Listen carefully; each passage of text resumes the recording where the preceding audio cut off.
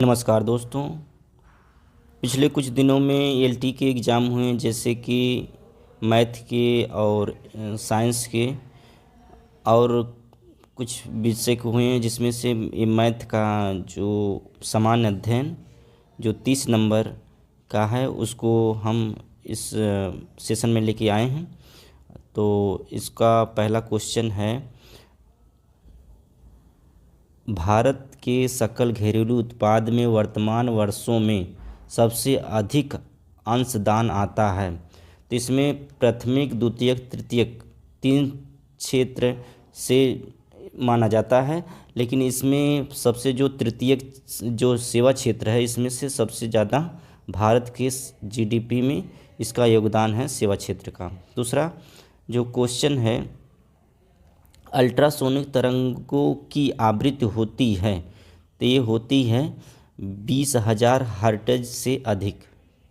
तीसरा क्वेश्चन है, जनजाति के बारे में पूछा गया है। तीसरा क्वेश्चन है जिसमें से मसाई जो हो जाएगा, ये जनजाति के बारे में पूछा है। ये जनजाति कहाँ पर पाई जाती हैं, किस भौगोलिक क्षेत्र पर? तो जैसे कि मसाई जो हो गया पूर्वी अफ्रीका, सेमांग हो गया मलेशिया, और बुशमैन हो गया कालाहारी और माओरी हो गया न्यूजीलैंड। चौथा क्वेश्चन है, प्रसिद्ध जो दूध सागर प्रपात किस नदी पर स्थित है? प्रसिद्ध दूध सागर प्रपात किस नदी पर स्थित है? तो पहला ऑप्शन जो है वही सही है, मांडवी नदी।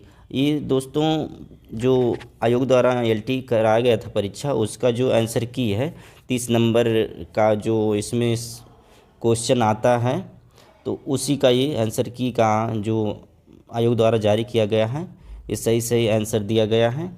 इसको आप याद कर सकते हैं, क्वेश्चन बहुत अच्छे हैं।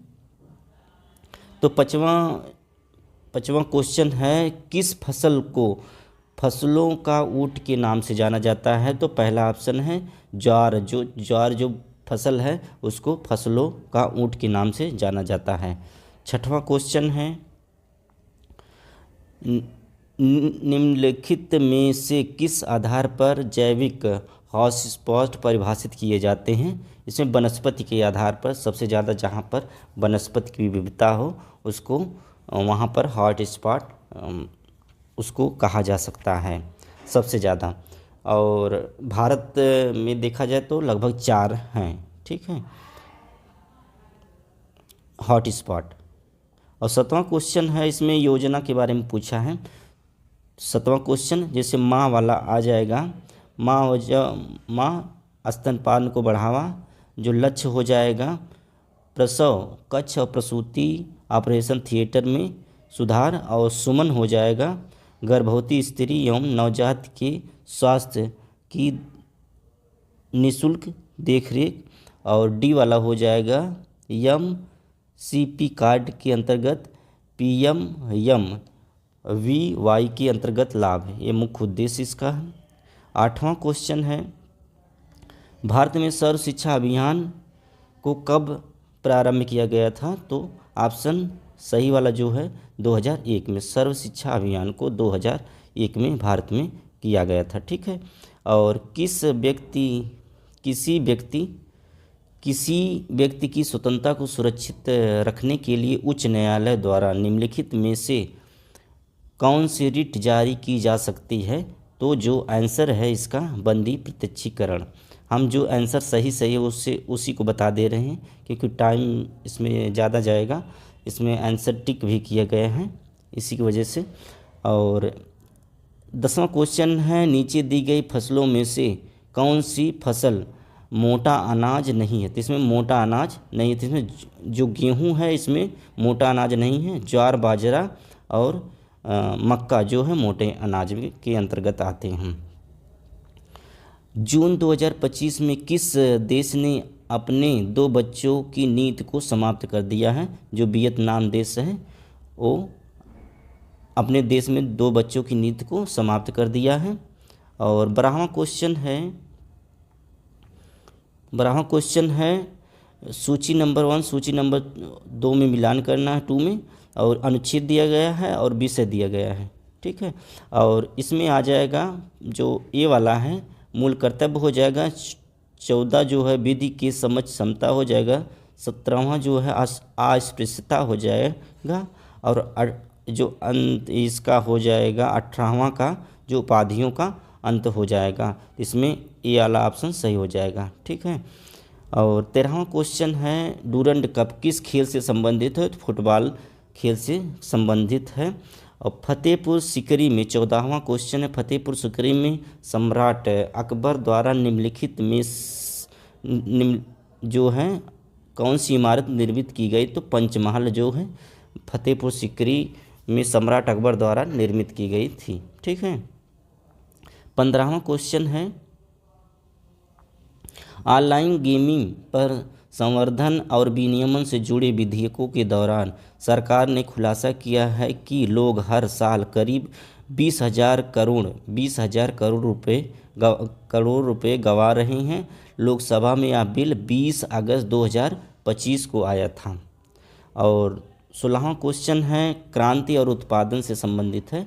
इसमें श्वेत क्रांति जो दुग्ध से होता है, ठीक है, और पीली क्रांति जो तिलहन से होता है, और हरित क्रांति जो खाद्यान्न से होता है, नीली क्रांति जो है मत्स्य से होता है। इसमें डी ऑप्शन सही हो जाएगा। और 17वां क्वेश्चन है निम्नलिखित में से कौन सा खरपतवार गाजर घास या कांग्रेस घास कहलाता है? तो पार्थेनियम जो है इसको गाजर घास या कांग्रेस घास कहते हैं, पार्थेनियम को। और 18वां है किस राजनेता ने बिहार में पिछड़ी जाति यानी पिछड़े वर्गों के लिए आरक्षण का मुद्दा जो सर्वप्रथम जोरों से उठाया था? तो कर्पूरी ठाकुर उठाए थे। इनको अभी हाल में भारत रत्न मिला है। 19वां क्वेश्चन है निम्नलिखित में से किस नेता ने स्थानीय स्वायत्त संस्थाओं का विरोध किया है? तो B.R. अम्बेडकर जी ने स्थानीय स्वायत्त संस्थाओं का विरोध किया है। 20वां जो है क्वेश्चन है कि बौद्ध संगीत और स्थान के बारे में पूछ रहा है। तो इसमें हो जाएगा प्रथम जो है राजगीर, द्वितीय वैशाली, और तृतीय पटलिपुत्र, चतुर्थ हो जाएगा कश्मीर। तो इसे आपको ट्रिक से याद करना है, जिससे रणविजय पी के, ठीक है। कश्मीर जो कुंडल ग्राम ये ना था, रणविजय, रा से आर से राजगीर, वी से वैशाली, पी से पाटलिपुत्र, के से कुंडल ग्राम, कश्मीर, ठीक है। ये तीसरा ऑप्शन इसका सही हो जाएगा। 21वां जो है ऊँट का कुबड़ बना होता है, ऊँट का कुबड़ जो बना होता है वसा ऊतक का ऊँट का जो कुबड़ रहता है। और 22वां जो क्वेश्चन है जैव विविधता शब्द का सर्वप्रथम किसने किया था? सर्वप्रथम प्रयोग जो किसने किया था? वाल्टर जी रोसन ने किया था। अष्टभुज में विकर्णों की संख्या कितनी होती है? इसमें 9 मांगना है। अष्टभुजों में अगर ये 24वां इसमें मैथ पूछ दिया है, इसमें मैथ यदि किसी संख्या का 20% 50 है तो संख्या क्या होगी, इसको मैथ आप लगा लीजिएगा। इसमें जो जीएस का बता दे रहे हैं। बम्बई में अखिल भारतीय कांग्रेस कमेटी का जो बैठक कब हुई थी? भारत छोड़ो आंदोलन प्रस्ताव स्वीकार किया गया था 8 अगस्त 1942 को। ये भी लासा मासा है, ठीक है। इसमें लासा इतना है और मासा इतना है, तो पहली संख्या अगर लासा से करेंगे, इसका मासा से इसको काटेंगे तो आ जाएगा ये, ठीक है। और निम्नलिखित में कौन सी धातु साधारण ताप पर जल से अभिक्रिया करती है? तो सोडियम से अभिक्रिया करती है। ये पूछ रहा है भारत में 2024 में लोकसभा चुनाव कितने चरणों में हुआ? तो 7 चरणों में हुआ था। और ये है एक क्रम से व्यवस्थित करने के लिए है। चार्टर अधिनियम पीट और भारत परिषद अधिनियम रेगुलेटिंग एक्ट। और इसमें ऑप्शन जो है पहले पे आ जाएगा रेगुलेटिंग एक्ट, फिर दूसरे पे आ जाएगा पीट इंडिया 1784, और ये 1773 है, ये वाला 1773, ये 1773, ये 1784। ठीक, चार्टर अधिनियम आ जाएगा तीसरे नंबर पे, और भारत परिषद अधिनियम ये चौथे नंबर पे आ जाएगा। तो ये सी ऑप्शन इसका सही हो जाएगा। 30वां क्वेश्चन है, और 30वां क्वेश्चन है निम्नलिखित में से कौन राज्य में सर्दी के महीनों में बाढ़ आती है? तो तमिलनाडु में बाढ़ आती है। 30 क्वेश्चन हो गए दोस्तों। अब ये है मैथ का है, जो एलटी में जिसका रहा होगा वो मैथ 30 क्वेश्चन ऐसा देता है जीएस का, और जिसमें मैथ और जीएस 1-2 क्वेश्चन मैथ थे, 2 क्वेश्चन और जीएस से थे। अगर आपको यह वीडियो अच्छी लगी तो कमेंट शेयर सब्सक्राइब करिएगा। जय हिंद, जय भारत।